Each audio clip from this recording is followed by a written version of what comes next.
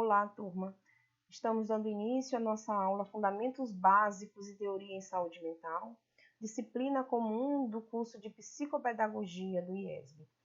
Olha só, nós vamos conversar um pouquinho sobre a evolução histórica da loucura na antiguidade grega e romana.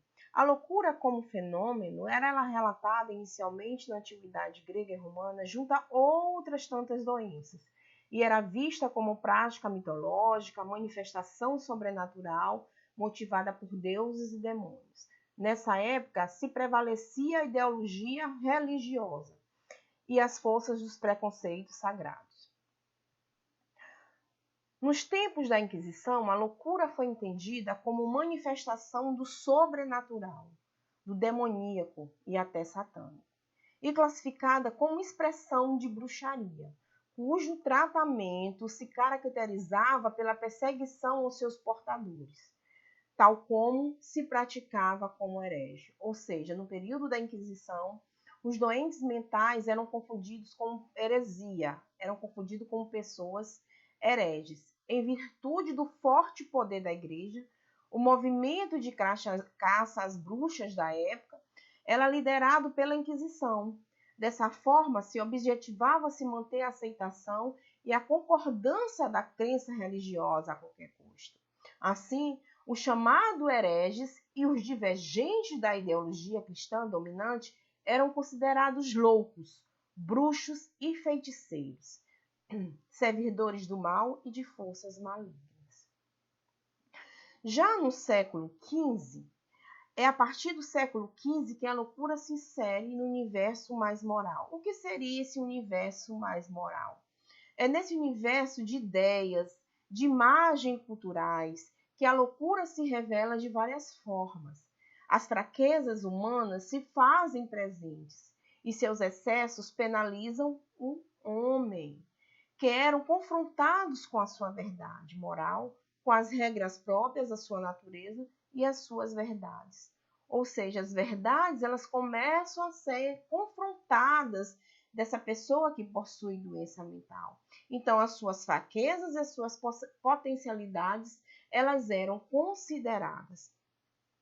Já no século XVI, no primeiro momento, nós temos a consideração de espaços leprosários. Ou seja, nessa época, a doença, a lepra, ela aparecia com muita incidência, né? Era uma época onde a lepra ela incidia muito na sociedade. Então, essas pessoas elas eram tiradas às margens da sociedade para serem tratados leprosos. Da mesma forma acontecia com o doente mental. O doente mental se confundia com o leproso, então eles eram também tirados à margem da sociedade para poder serem tratados.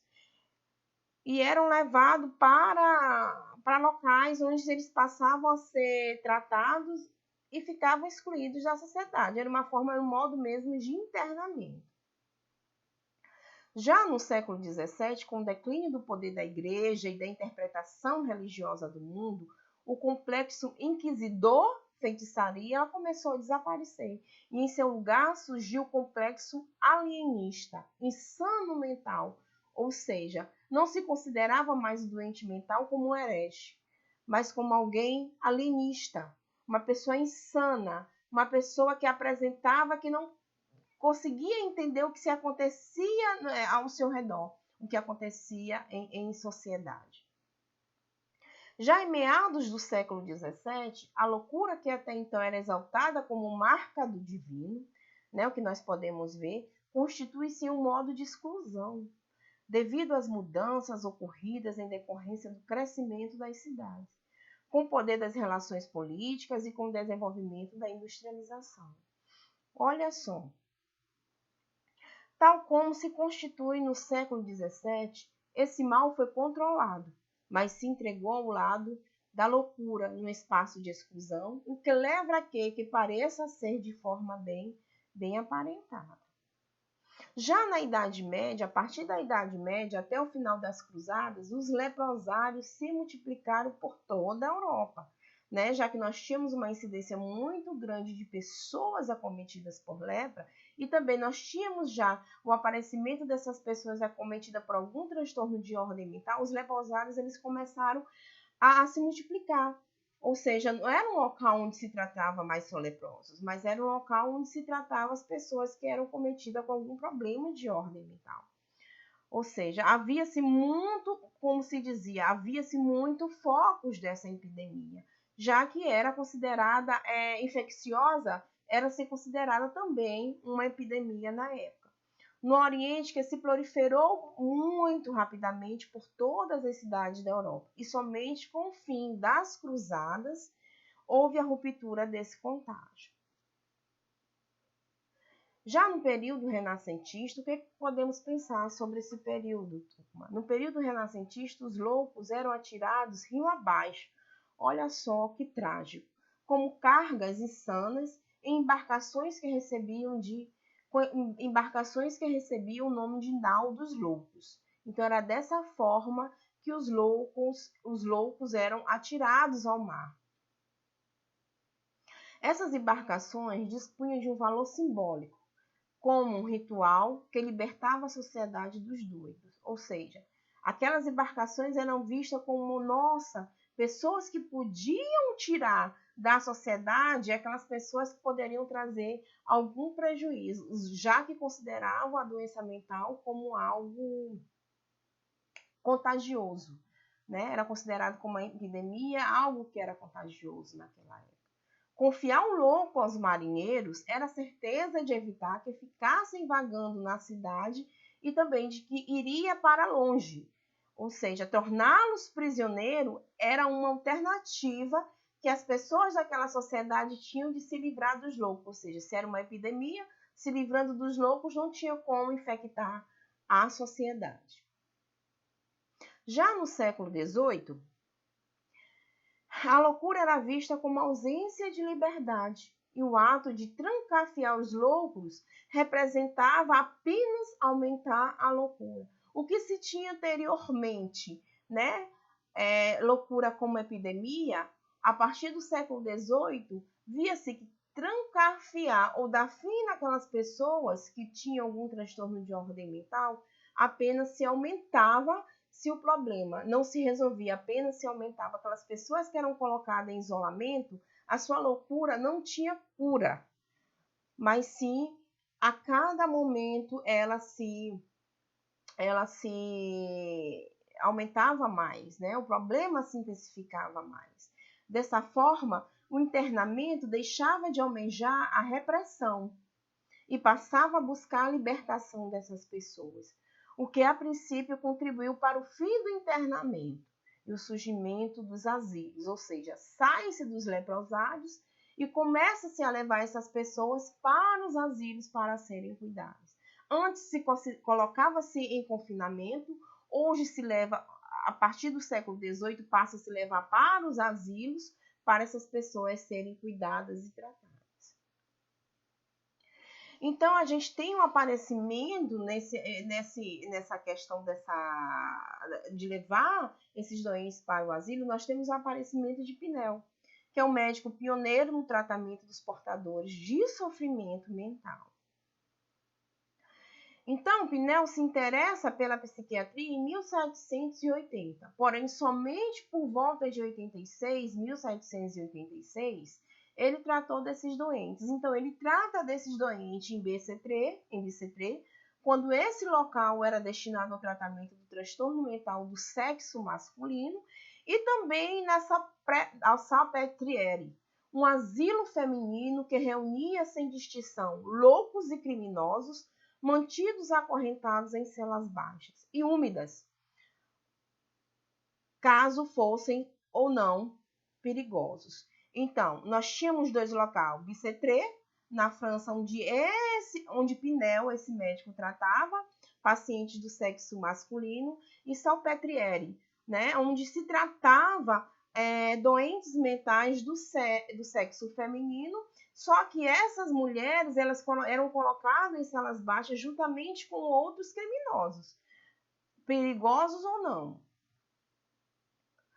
O tratamento nesse local baseava-se em medidas humanitárias. Que medidas eram essas em prol desses doentes, no intuito de libertá-los e tratá-los como os doentes comuns, não mais como pessoas que podiam estar infectando outras e não mais como criminosos, como se tratavam anteriormente. Para isso, o médico utilizou de estudos e observações a partir de seus comportamentos. Olha só o que Pinel começou a realizar. Um estudo desses doentes que sofriam, o estudo desses doentes mentais a partir da observação de seus comportamentos. Então, dessa forma, os transtornos mentais eles passaram a ser considerados como resultado das tensões sociais e psicológicas excessivas, de causa hereditária ou ainda que poderiam ser originadas de acidentes físicos, desprezando a crendice popular de que fosse resultado de possessão demoníaca. Na passagem do século XVIII para o século XIX, a gente começa a explicar a loucura na sua noologia classificatória, através do estudo da mente ou espírito humano, sem conseguir demonstrá-la por intermédio da anatomia patológica, ou seja, não tinha-se um estudo definido em cima da questão do transtorno mental. Então, se explica a partir daí, frente à questão, frente à noologia, né, através do estudo da mente e através do espírito humano. Os médicos se dedicam a considerar critérios morais, comportamentos e gestos insanos, compondo assim, sem ciência alguma, o quadro noológico da loucura. A medicina em relação à loucura parece se tornar um saber empírico. O que seria esse saber empírico? Um conhecimento resultante do senso comum, por vezes baseado na experiência, mas sem necessidade de comprovação científica. Por esse caminho, a medicina ela passa a incorporar a loucura para seu campo de reflexão. Busca submetê-la aos seus princípios racionais, mas a loucura resiste, pois não se reduz ao seu sistema explicativo somente. Não se explica pelos mesmos princípios racionais. Necessitamos de princípios científicos para poder começar a explicar a loucura. E não mais por questões, não mais por aspecto da noologia, né? Como colocamos anteriormente. Na Segunda Guerra Mundial, passa-se a ter um crescimento econômico e uma reconstrução social. É a partir daí que se começa, na verdade, a entrar novamente no estudo da doença mental. Porque se vê um crescimento muito grande de pessoas que passam a manifestar um transtorno mental pós-guerra mundial. Então, é nessa época, com o retorno do crescimento econômico e da reconstrução social, época de movimentos civis e de intolerância para com as diferenças e a minoria, que a comunidade profissional, por diferentes vias, chega à conclusão que o hospital psiquiátrico ele necessitaria ser transformado. Então, aí se tem uma demanda maior e a necessidade de uma transformação, de uma mudança do atendimento psiquiátrico, ele se faz necessário.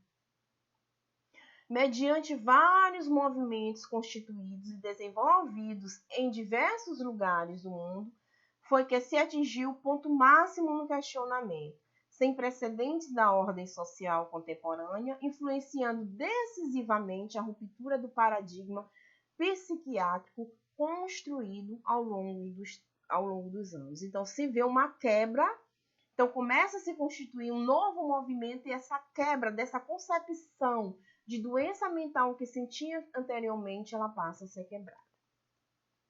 Houve, assim, a busca coletiva de criar uma sociedade mais livre, uma sociedade mais igual, uma sociedade mais solidária, acrescida da descoberta dos psicotrópicos. Olha só, então a gente começa a ver aí a questão do aparecimento dos psicotrópicos no tratamento da pessoa que possui algum transtorno de ordem mental. O aparecimento do psicotrópico e da adoção da psicanálise, uma abordagem da psicologia que passa a ser utilizada para a compreensão da loucura. O que seria essa loucura de fato? E a saúde pública, ela passa, na verdade, a implementar até instituições de psiquiatria no qual passa a atender essas doenças. Mas, Luciana, já não se tinha instituição anteriormente que atendia essas pessoas? Sim, mas não eram instituições psiquiátricas propriamente ditas, né? Não eram instituições para que se cuidasse da pessoa portadora da loucura especificamente. Então, a partir de então, passa-se a pensar no uso de psicotrópicos, passa-se a pensar na abordagem psicanalítica para a compreensão da loucura e passa também a ter-se instituições especificamente para o acompanhamento e o tratamento do doente mental.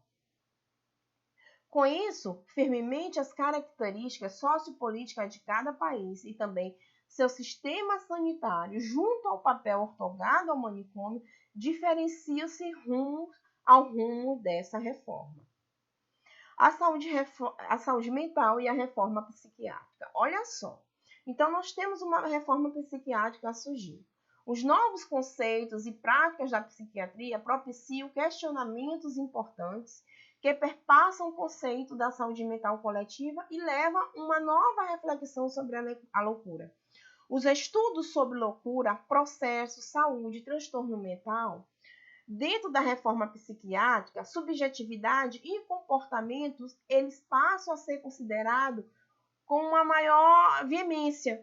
O humano compõe-se um amplo leque de estudo, um campo de conhecimento que propicia a construção de novas formas sociais e técnicas no lidar com a loucura e com o sofrimento mental. E a reforma psiquiátrica no Brasil? Nós temos uma reforma psiquiátrica no Brasil. E a reforma psiquiátrica no Brasil, ela passa a ser um movimento em curso no Brasil a partir da década de 70, que vem produzindo uma nova perspectiva sobre a loucura, questionando não só as instituições anteriores que davam suporte para esses doentes mentais e as práticas de cuidados, mas os conceitos e saberes, eles acabam se legitimando, o que não era e o que não acontecia anteriormente. A saúde mental, conforme Amarante, 2007, passa a se configurar como campo ou área de conhecimento e atuação técnica no âmbito das políticas públicas de saúde e é vista como complexa, plural, intersetorial e marcada pela transversalidade de saberes. Olha só, passa-se não se ver mais a doença mental como algo só da medicina, mas uma transversalidade de saberes. Então, é um acompanhamento, é um tratar que eu vou precisar da medicina, é um tratar que eu vou precisar da psicologia, da enfermagem, de tantos outros campos de saber para poder se tratar o doente mental. A reforma psiquiátrica traz consigo uma verdadeira revolução teórico-conceitual. Aos sujeitos envolvidos nesse amplo e complexo processo social, conforme pontua Amarantes, faz-se imprescindível a compreensão de um conceito ampliado de saúde, da clínica ampliada, do trabalho interdisciplinar e intersetorial, da noção de rede e de setorialidade, entre tantos outros. Apesar de todos os limites postos pela adoção do ideal neoliberal, que restringe as ações de proteção social e entre elas a saúde, a atenção à saúde mental no Brasil vem mudando consideravelmente, com a adoção de um sistema de assistência orientado pelos princípios do SUS.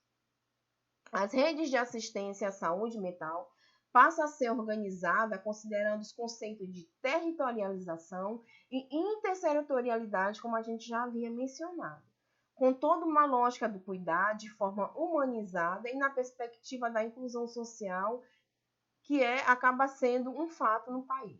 Então, a partir do ano de 92, os movimentos sociais inspirados pelo projeto de lei Paulo Delgado conseguem aprovar em vários estados brasileiros as primeiras leis que determinam a substituição progressiva dos leitos psiquiátricos por uma rede mais integrada à atenção à saúde mental. É a partir desse período que nós temos uma política do Ministério da Saúde para a saúde mental, acompanhando as diretrizes em construção da reforma psiquiátrica e começa-se a ganhar novos retornos mais definidos acerca desse tratar, acerca do tratar desse doente, esse doente que possui esse transtorno de ordem mental. É nessa conjuntura, marcada pelo compromisso firmado pelo Brasil na assinatura da Declaração de Caracas e pela realização da segunda Conferência Nacional de Saúde Mental, que passa-se a entrar em vigor no país as primeiras normas federais. É regulamentada a implantação de serviços de atenção diária, ou seja, esse doente ele sai da internação, ele passa a ser atendido de uma forma diária, fundada nas experiências dos primeiros centros de atenção psicossocial, ou seja, a gente tem um surgimento aí dos CAPs, a gente tem o surgimento dos núcleos de atenção psicossocial, os NAPs, e os hospitais dias, e as primeiras normas para fiscalização e classificação dos hospitais psiquiátricos no país. Os centros de atenção psicossocial, os CAPs, dentre outros dispositivos de atenção à saúde mental, têm valor estratégico para a reforma psiquiátrica, ou seja, eles passam a ser a porta de entrada para o tratamento desse doente mental no SUS. É o surgimento desses serviços que passa a demonstrar as possibilidades de organização de uma rede substitutiva ao hospital psiquiátrico no país, ou seja, aquele doente que estaria em surto, né, teria que ser encaminhado inicialmente logo ao hospital psiquiátrico. Não. Com o surgimento do CAPS, ele passa a ser inicialmente cuidado nesse centro de atendimento.